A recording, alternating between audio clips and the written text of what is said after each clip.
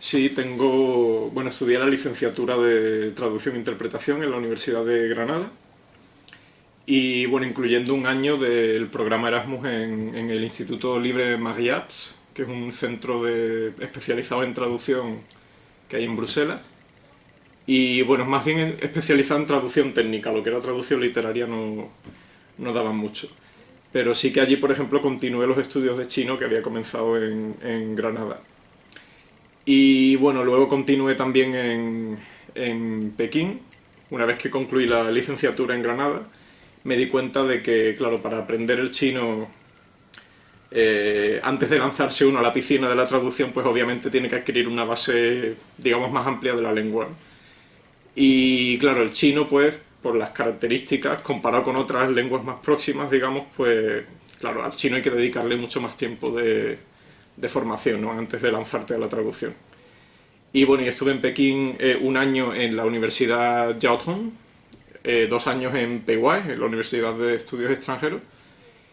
Y bueno, y ahora luego volví para aquí, para Barcelona, pero luego volví también hice una estancia de investigación también durante un año en Peitá y bueno, he estado, digamos, yendo y viniendo casi desde el 2012 que me vine hasta ahora. Y bueno, esa ha sido básicamente la formación mía en traducción propiamente y luego la parte, digamos, cultural que también implica la traducción, ¿no? Lo que es conocimiento de la historia, la literatura, el pensamiento chino, pues eso, digamos, lo adquirí con un máster en estudios chinos que hice aquí en la Universidad Pompeu Fabra, aquí en Barcelona también.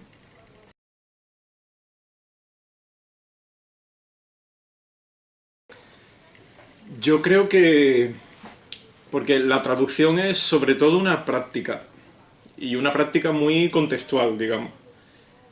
Obviamente la formación que te dan en las facultades de traducción, pues digamos, te hace que te puedas pertrechar con una serie de, digamos, de técnicas, digamos, de estrategias, ¿no? A la hora de enfrentarte con un texto. Pero quizás yo no creo que sea absolutamente necesario haber pasado por un proceso, ¿no? Por una enseñanza propiamente de traducción. De hecho, los estudios de traducción como cuales son algo bastante reciente y eso no quita, digamos, que en el pasado haya habido pues grandes traductores y se hayan hecho traducciones pues buenísimas, ¿no? Yo creo que quizás lo bueno que tiene digamos, la preparación que te dan en traducción es precisamente que te someten de antemano a una serie de situaciones más o menos reales ¿no? De cómo tienes que lidiar con un texto.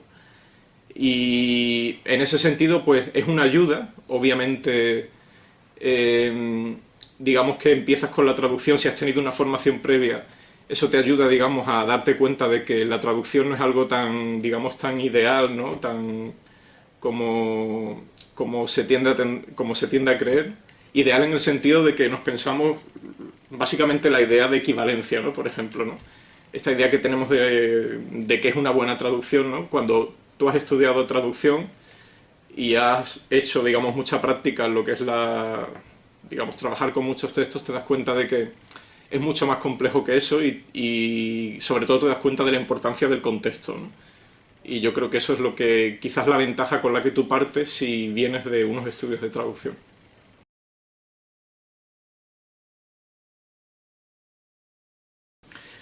Yo creo, hablando por ejemplo del caso de la traducción literaria, eh, claro, por ejemplo en el caso de Granada, en mi año, no sé cómo estará la situación ahora, ¿no? Pero el acceso a la asignatura de traducción literaria era muy limitado. O sea, había muy pocas plazas y yo de hecho me quedé fuera. Claro, la traducción literaria de francés, porque ni siquiera la había de chino. Y claro, bueno, asistías a la clase como oyente, pero digamos no interactuabas de la misma manera. Eh, el estudio de la traducción literaria suele quedar un poco, digamos, marginado dentro de los estudios, al menos en lo que fue mi época.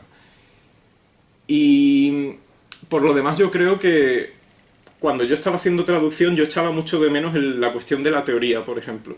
La teoría de la traducción que apenas se estudia, bueno, se estudia de una forma como muy sucinta en Granada, ¿no? Más bien como de forma, como una especie de anexo, ¿no? A los estudios prácticos en realidad, lo que hay es mucha práctica. En aquel momento lo echaba de menos, pero ahora me doy cuenta de que en realidad la práctica es muchísimo más importante que la teoría, ¿no? Y en ese sentido, pues creo que estaban bien planteados allí. Aún así, lo que sí me gustaría más, quizás por mis intereses actuales, ¿no? Es que hubiera más estudios sobre la historia de la traducción.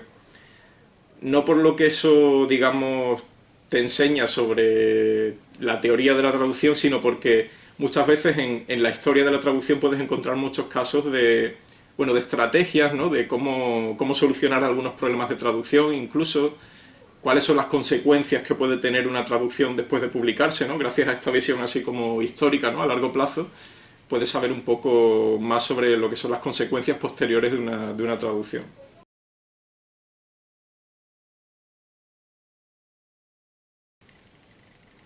No me atrevería a decir que es indispensable, pero sí muy importante, importantísimo, por el hecho de que, bueno, quizás un poco una perogrullada, ¿no? Pero la traducción es mucho más que transponer palabras. Hay una serie de, digamos, de elementos pues contextuales, que, digamos, de referencias culturales, referencias históricas, que creo que serían muy difíciles de adquirir si no has sido viviendo allí, ¿no? Y estando permanentemente rodeado durante cierto tiempo por la cultura a partir de la cual estás traduciendo. Y en ese sentido, pues yo creo que obviamente ayuda mucho, ¿no? Sobre todo, o sea, ha habido casos en los que he tenido que traducir, por ejemplo, nombres de platos, ¿no? Nombres de... o incluso describir atmósferas, ¿no? Situaciones, ambientes que solo los puedes conocer de primera mano, o digamos solo puedes traducirlos, o solo puedes captar qué es lo que el autor está intentando transmitir si has vivido, ¿no? Y si te has visto inmerso en ese tipo de situaciones. Yo por esto creo que sí que sería importante pasar un tiempo en China, bueno, o en algún país de lengua china para adquirir, ¿no? Y para empaparte de este tipo de cuestiones así como extratextuales, por así decirlo.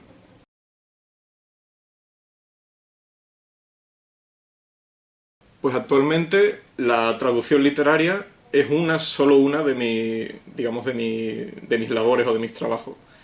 Em, de hecho, bueno, una buena parte de lo que he hecho en traducción literaria ha sido incluso de forma, por decirlo así, voluntaria, ¿no? En el contexto de China traducida de este grupo. Pero bueno, actualmente mi labor principal es bueno, el trabajo a jornada parcial que tengo, ¿no? En el Instituto Confucio en Barcelona, como profesor y como coordinador del área académica. Y bueno, luego aparte también recibo algunas traducciones de, digamos, de textos más de carácter técnico, legal, comercial, no solo de chino, sino también, por ejemplo, de francés, que de hecho es la lengua con la que yo empecé los estudios de traducción como primera lengua extranjera, ¿no? Hasta que el chino me robó el corazón, por así decirlo. Y, y bueno, ese trabajo, digamos, es digamos, el que yo compagino un poco con la traducción literaria. De lo contrario sería, creo, difícil, no imposible, pero sería difícil vivir únicamente de la traducción literaria.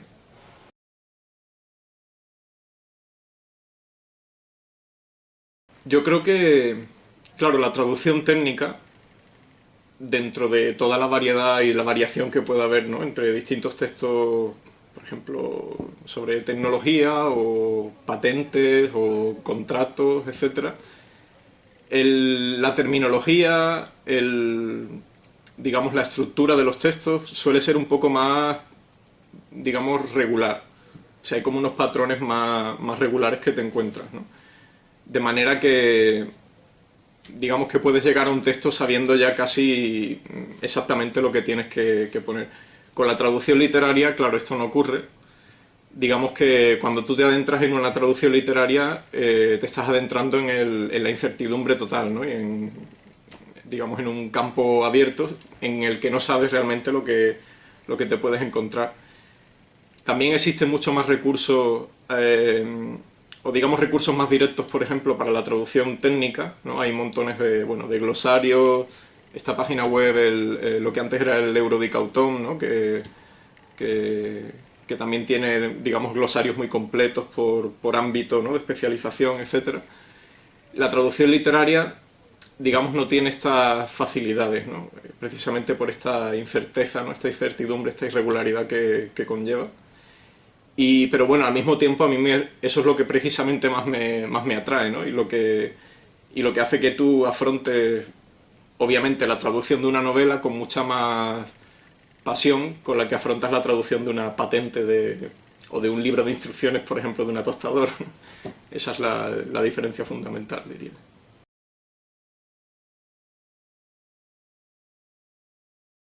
Pues lo que son obras, digamos, lo que podríamos decir como volumen.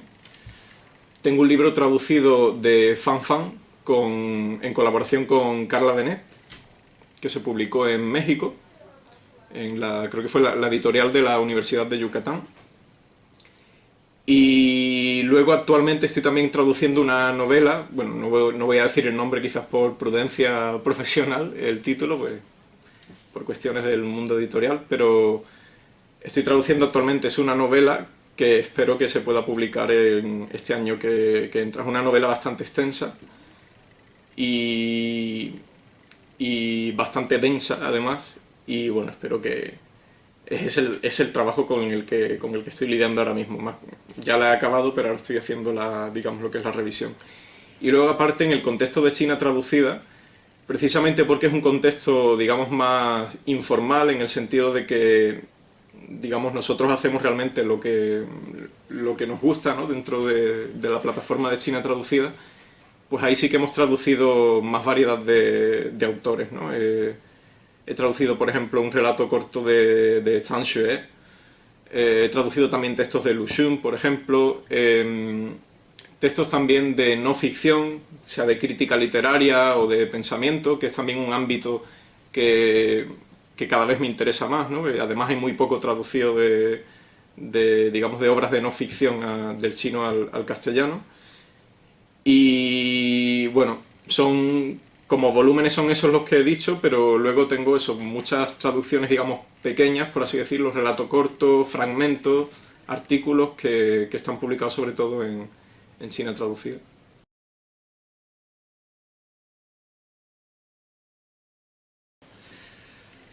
Pues claro, hablándote concretamente del chino moderno, que es el que yo procuro, digamos, con el que yo procuro especializarme, claro, es que son muchísimas dificultades. Yo, por ejemplo, en la novela que estoy revisando ahora, que ya traduje, una de las dificultades que encuentro, hablando muy concretamente, es el tema del estilo directo e indirecto, por ejemplo. En el chino, también por una cuestión de puntuación quizás, ¿no? Que suele ser mucho más, digamos, flexible en el chino, no existe una diferenciación tan clara entre lo que es la intervención de un personaje en estilo directo e indirecto, ¿no? Se parece un poco en este sentido bueno, a los que hayan leído Saramago sabrán un poco a qué me refiero, ¿no? A veces como que no se sabe muy bien, a la hora de transcribir eso gráficamente al castellano, pues no se sabe muy bien dónde abrir, por ejemplo, las comillas, si poner una intervención, digamos, como una línea separada, en fin. Y otra cuestión, sobre todo, han sido lo de las referencias históricas, las referencias culturales, que bueno, cualquiera que haya hecho traducciones no sabe que es uno de los grandes dilemas, ¿no? El tema de las notas a pie de página o de qué manera insertar información sin que resulte demasiado farragosa para el lector y que tampoco interrumpa digamos, el fluir del texto. Una cuestión muy curiosa, por ejemplo, es la traducción de los platos, las comidas y las plantas y los árboles, los nombres de plantas y árboles, porque a veces en un libro en chino, en la versión original, te aparece el nombre de un árbol que en China es muy común y es un nombre muy, digamos, muy usual, pero si lo traduces literalmente tal cual el nombre al castellano, pues aparece un nombre muy estrambótico, ¿no? Y claro, como que rompe un poco la naturalidad con la que suena en el chino, digamos, no se traspasa ¿no? a cuando lo traduces literalmente al castellano. Y ahí surge, ¿no? El dilema de, bueno, ¿qué hago? ¿Dejo el nombre del árbol que es, aunque suene, digamos, un poco raro? o lo cambio por un nombre más usual como roble, pino o álamo, o digamos que es una cuestión, hay que verlo en el contexto concreto, ¿no? Y con los platos pasa un poco igual, ¿no? Hay platos que son muy comunes, ¿no? En China, que aparecen en el texto de forma muy natural y que, claro, cuando los transpones en el texto en castellano, pues digamos que suenan, pues digamos que un poco rompedores, ¿no? No suenan tan naturales o tan cotidianos, ¿no? Esa sensación de cotidianidad que pueden transmitir no la transmiten si se traduce literalmente.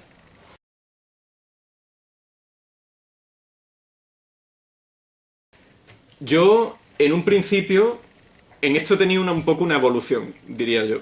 En un principio era muy favorable, vehementemente favorable, diría yo,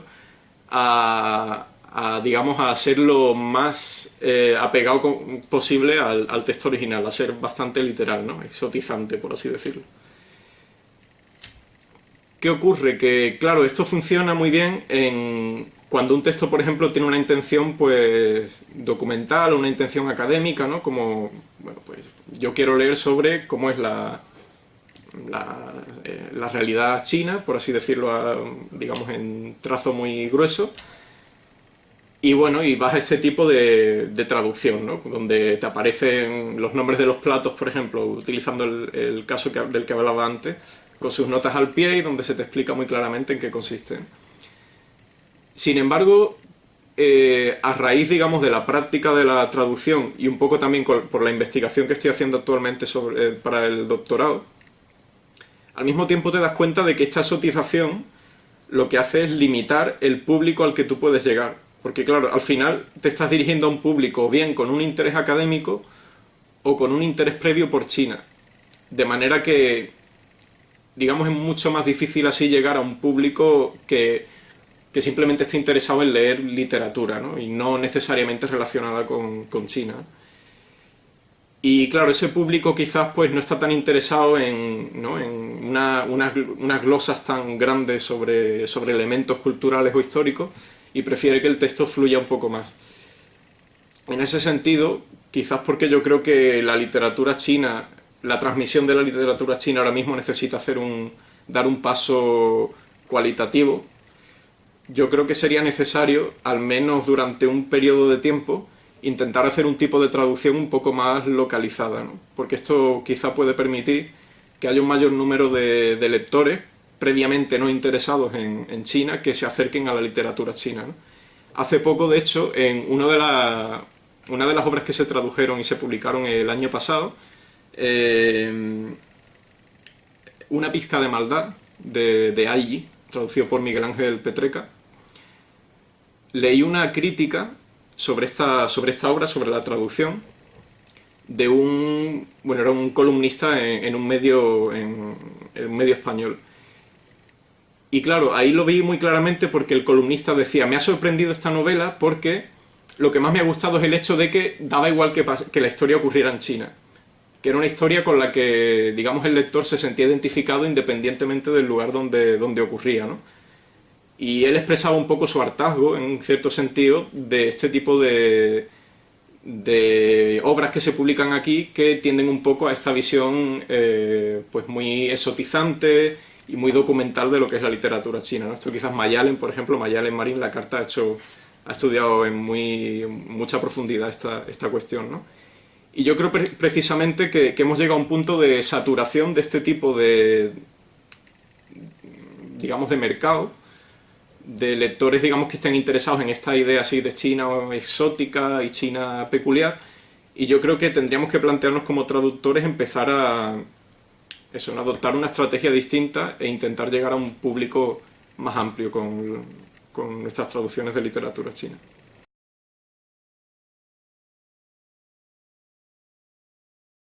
Creo que hay que tener en cuenta esa doble, digamos, esa doble clave. Por una parte, obviamente, hay que traducir autores que interpelen al contexto de llegada. Porque lo cierto es que hasta ahora mismo, la mayoría de traducciones que se han publicado aquí, sobre todo dentro de estos programas que están surgiendo ahora, ¿no? De promoción de la literatura china, que son programas que parten ¿no? de instituciones y de organismos chinos, la idea subyacente a todos esos programas suele ser mostrar la realidad de China. Y yo creo que, por esto que comentaba antes, sería el momento de cambiar un poco con esto, de romper con esta dinámica y traducir simplemente pues obras que, digamos, que interpelen al contexto de llegada, que traten ciertos problemas que existen en China, pero que también existen, por ejemplo, en el contexto al cual la novela se va a traducir, ¿no? Precisamente por esto que comentaba de llegar a un público más amplio. Y esto obviamente también puede tener incidencia en ese segundo nivel del que tú comentabas de las decisiones de traducción, ¿no? Quizás, pues, por ejemplo, estos casos que comentaba antes, la traducción de ciertos nombres, ¿no? Digamos, de elementos naturales o de comida, etcétera, nombres de personajes, pues quizás habría que plantear una traducción un poco más localizada, siendo consciente, por supuesto, de las implicaciones a nivel político que esto puede tener a veces, ¿no? A nivel de, digamos, de desigualdad, ¿no? De poder, pero bueno, yo creo que en castellano precisamente, que es una lengua casi periférica, ¿no?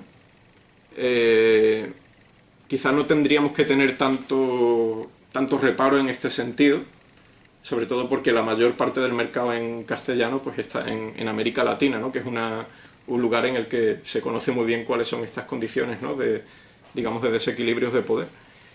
Y yo creo que sería conveniente pues cambiar ese tipo también cambiar las estrategias de traducción, de manera puntual, en casos muy concretos, obviamente.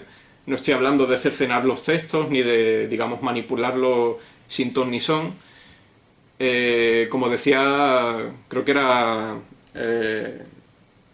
Antoine Berman, me parece, ¿no? Decía, el traductor puede hacer, todo es posible en traducción mientras que el traductor o la traductora, digamos, ponga las cartas sobre la mesa, ¿no? O deje claro qué es lo que está haciendo, ¿no?